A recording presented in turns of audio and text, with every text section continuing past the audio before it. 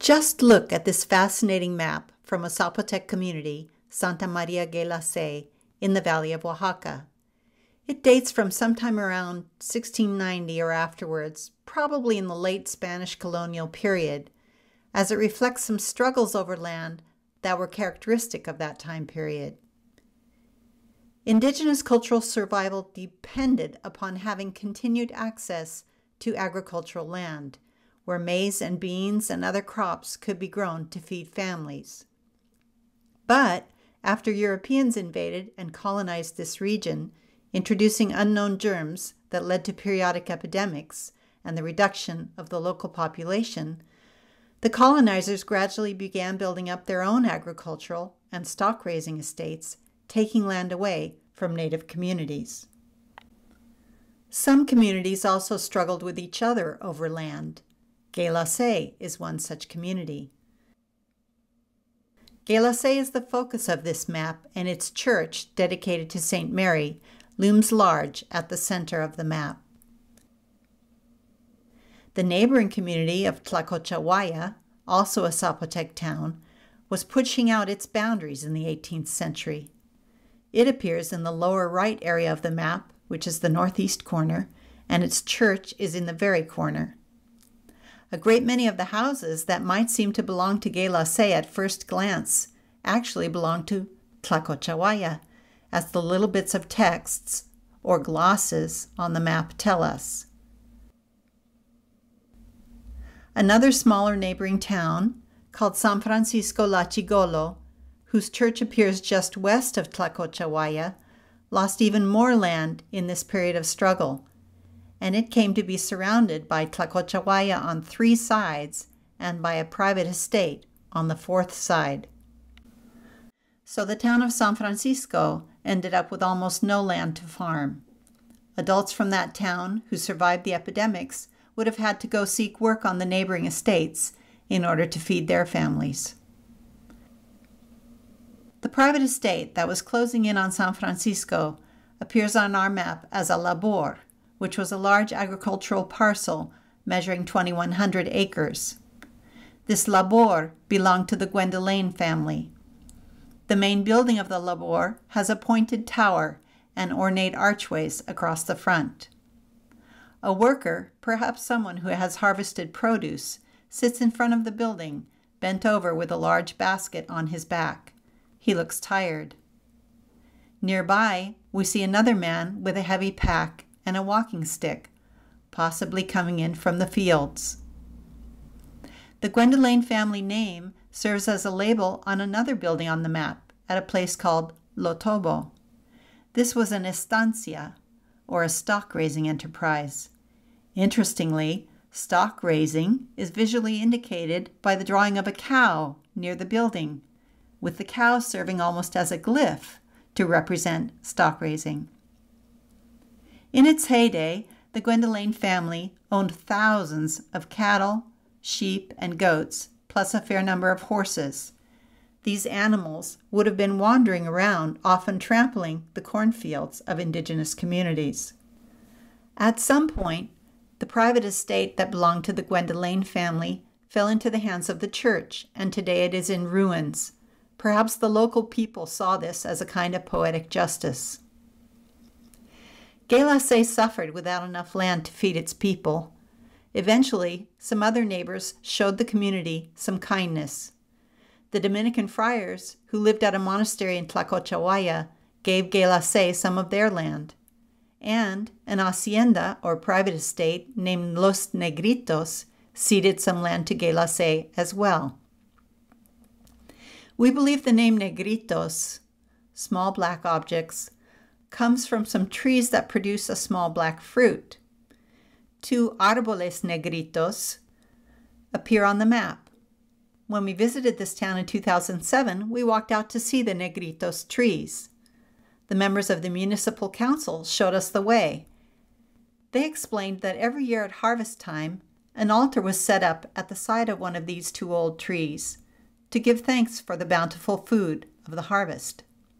The people of a neighboring town used to participate in this celebration, which shows us that animosities between towns were not automatic. This annual harvest celebration ceased happening only about 10 years ago. When we asked why was this spot chosen, our guides pointed to a mound where a pre-Columbian temple or palace had once stood, very near the trees. We walked over there, just a few yards away, and found, simply on top of the ground, bits of ancient pottery. We believe that the site has never been excavated by archaeologists. Just north of this sacred spot, running east and west, is a large, straight boundary line that goes from the fields of the valley up into the mountains. It is a line marked periodically by crosses and culminates at the Cruz de Mijangos, according to the map. The use of boundary lines with mounds and crosses was a practice that the Spanish colonizers introduced. That boundary line is still visible with the naked eye today. Glosses on the map at the top of the hill indicate that the slopes were divided between the hacienda of Chivaguia, the town of Guelace, and the town of Tlacochahuaya. Interestingly, under the word esta, in one of the glosses, we can see a large serpent stretched across the hilltop.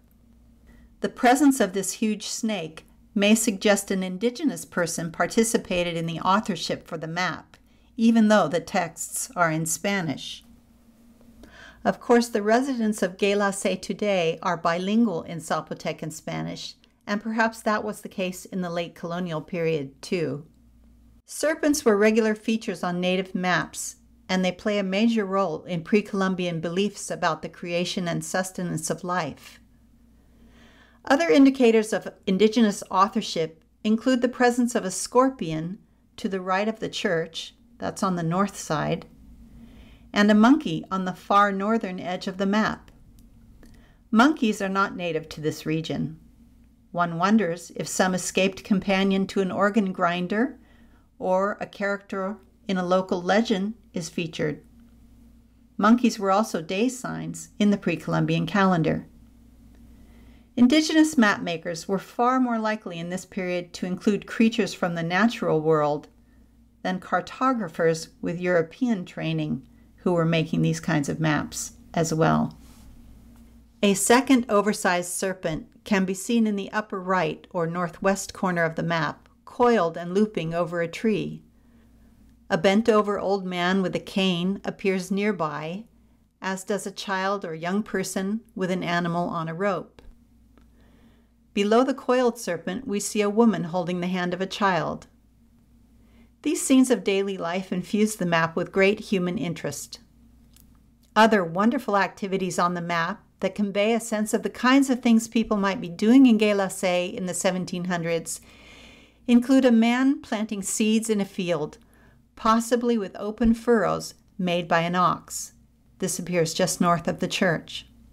Below him, we see a priest with his long gown and hat, and near him, 3 people taking part in a religious procession, carrying banners on poles. The Camino Real, or Royal Road, runs through this town east of the church as it heads from Guatemala to the southeast toward the city of Oaxaca to the northwest. A river also bisects the town. The river provided water for the agricultural fields, for bathing, for washing clothing, and other necessities of life. One can see 2 people engaged in some activity at the river near the northwest corner of the church. Farther to the north, we also see a large bird at the river with a long beak and variegated feathers. Not far from the bird, we see a nude woman, much larger than any of the other people on the landscape. When we visited the village, we kept asking, what might that woman represent?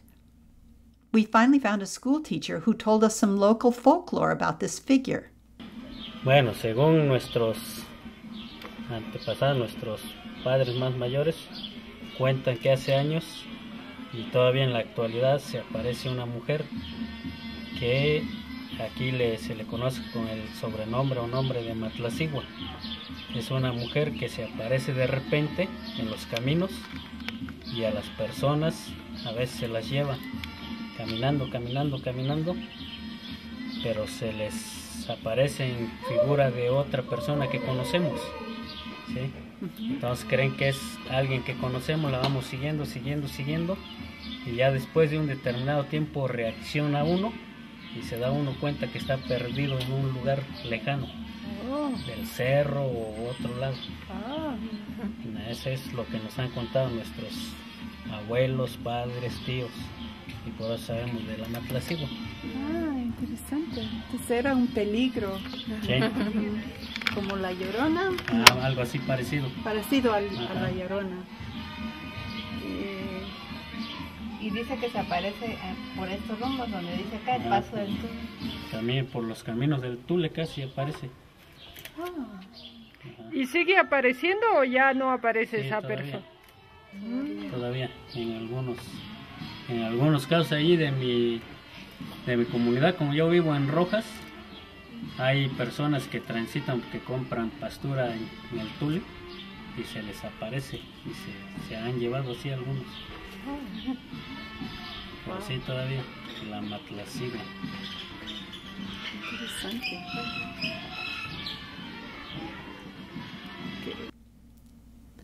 The story of the Matlatziwat, or net woman, is a variant on any number of local legends about phantom women who might be encountered next to rivers and lakes. One of the more famous figures of this type is called La Llorona in Spanish, the crying woman. It is interesting that the name applied to this figure on the map is a Nahuatl word, Matlatziwat, net woman, and yet this is a Zapotec town.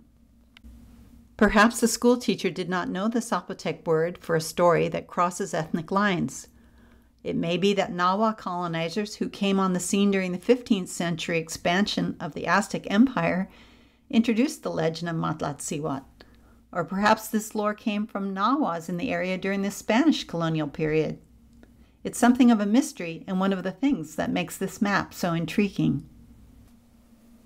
Two other minor details introduce additional intrigue.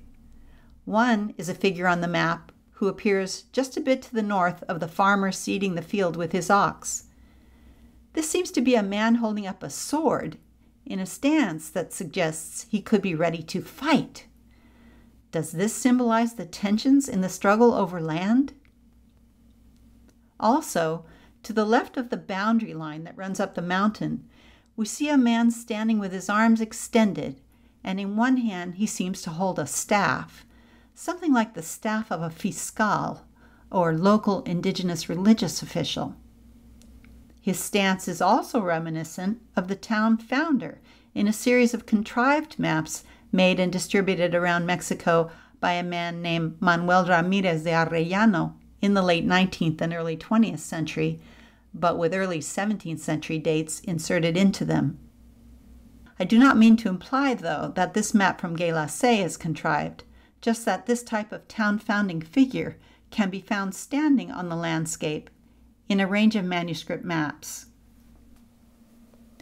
In colonial Mexico, maps produced by indigenous communities sometimes had details that showed a connection with ways of painting on paper that were practiced long before any European ever walked on this soil. The existence of this map and such stylistics is in itself a type of indigenous cultural survival. Any map authored by an indigenous community presents unparalleled access to points of views expressed by colonized peoples. To conclude, this fascinating map from Guelace is a window onto a contentious time in the town's history when communities and private individuals were trying either to defend or more aggressively expand their boundaries to take up more of the beautiful, fertile valley land in this region. It is a story interwoven with evidence of differing world views and power differentials. Some towns came out okay, and some lost ground, literally. One town, called Santo Domingo, mentioned in the text just below the negritos trees, disappeared altogether. But in a visit in 2007 to the town of Guelace, we were delighted to find that the town was not only holding on, but still speaking their own language of Zapotec and practicing some of their ancient traditions.